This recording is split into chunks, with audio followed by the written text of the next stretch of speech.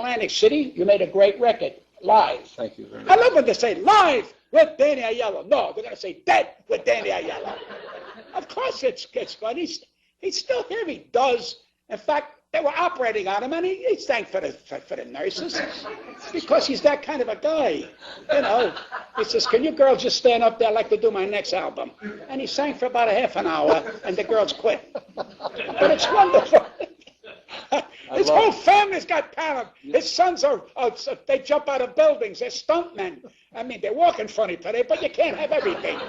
He's Elliot, one of a kind. He's done it all. You told me that this was the Disney Channel. The first word that I heard when I walked in from David the comedian was fuck. It took me into another sphere. I had no idea that it was that kind of a show. Oh.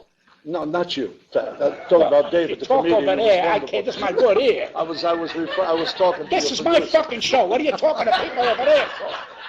I mean, I'm here. I'm turning. I'm building you up, and you're letting yourself down. I want to say, you have a seat here. If you have a guest here, poor Marilyn, she was sitting here as well. Poor Marilyn. I'm talking about myself. I'm 6'3.5", as you are.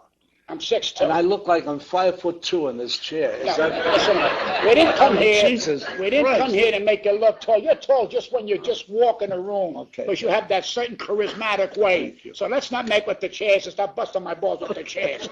Next time you'll do the show, we'll get you a rocking chair. What the hell do you want? It's one of these shows. This could be gone tomorrow. They're going to call me and say, give the show to Danny. Why? He does best in my mucho.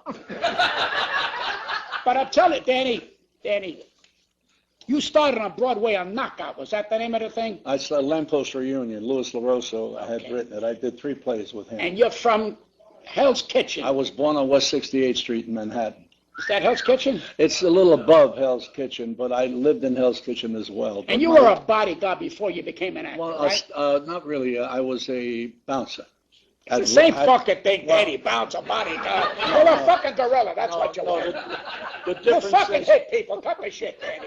No, I used to see people walk into a restaurant and I would say, how many are you? You're full of shit. You says, come here, you. Boom, out. That's okay, but you never abuse people with your hands because you had that sign of charisma. You would say to the guy, and I noticed what a couple of people told me, you got to love the guy. He said, listen, I hate to tell you this, you're not allowed to come in tonight. Do you understand English? And they just walked away because they didn't understand English. But this is what he did. Then somebody knocked on your door and you went into acting. You weren't always going to be an actor. No, I never studied acting. As a matter of fact, to this day. That's why you didn't win the Academy Award. You didn't study.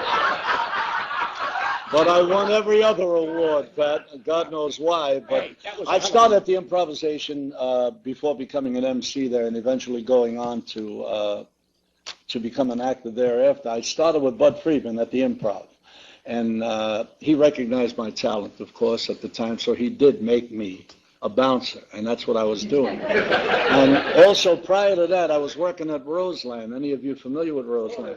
Well, Roseland, I was a bouncer there as well. I never hit anyone because the people that went into those places. I wouldn't raise my hand. They're scared of you sitting next to you. Man, What are you, crazy? I never, especially in the comics, when we were at the improvisation, no one ever. Was there ever a time that you wanted to hit someone at a comedy club? I'm scared of my own shadow. Well, You crazy? I felt the same way, but we never had to hit anyone, but it was a great training ground for me. It gave me the opportunity to be before audiences, which I had never had prior to that. When Bud Friedman, the proprietor of the Improv, wasn't there, he permitted me to MC.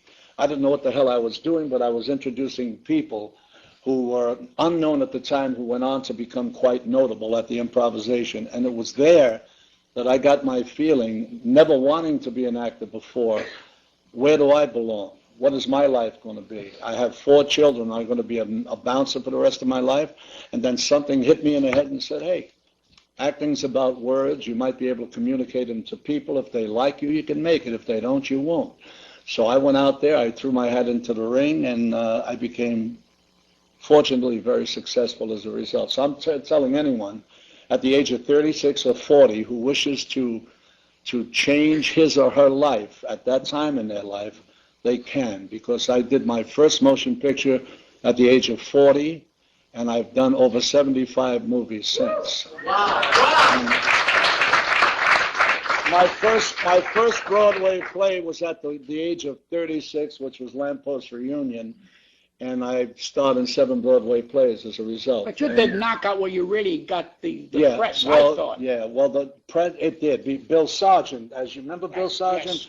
He was the man. The show maybe should not have stayed open as long as it did. We lasted a year, but the show was about a fighter who had lost his way somewhere in life, and he's trying to make some kind of a comeback. It was truly a fight play, and I had to fight on the stage, as a matter of fact, which is something they didn't do in Golden Boys, but it was a tough fight. But the critics hated it. They said, if we want to see a fight play, we'll go to Madison Square Garden. So they killed it. But some of the critics were relatively kind.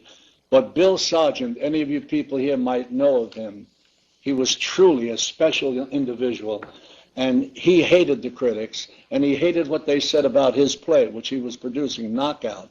So when this major critic at the New York Times wrote badly about us, he spent about $20,000 to get a review, his own review, of Knockout on the opposite page, and calling the critic a dumb person for not understanding what they were saying. So the play lasted for about a year. It was not a good play, but it was something that gave me a lot of experience. Well, I got no fear. Am I supposed to be funny here? I don't know. No, that's All why, right.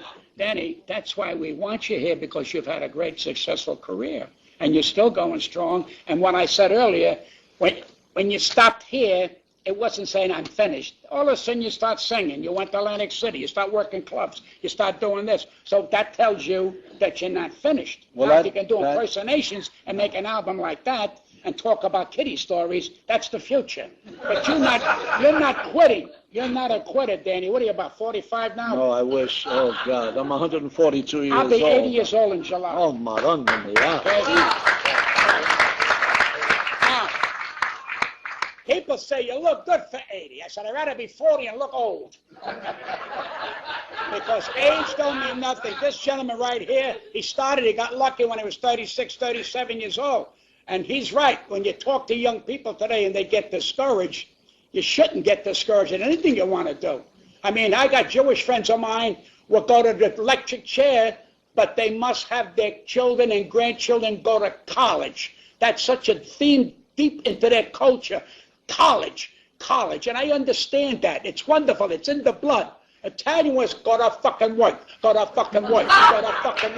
And my father meant not anything of, get a job.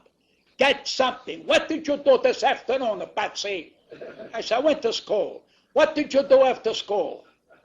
You have to get a part-time job. I said, doing what? Steal, but do something. So, when a guy like myself, I mean, my family, I have to tell the truth, they thought I was retarded. Excuse my word, but that's a fact. They didn't understand a comedian coming out of an Italian mouth. And I changed my name with, oh, brother, that my father hit the ceiling. So he says, well, Sinatra didn't change his name. I said, Tony Bennett did, and D. Martin. And we didn't talk since, because I answered back.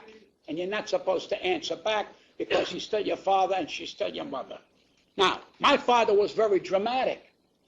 And I think if any dramatic I got was from him. My father did things I never saw.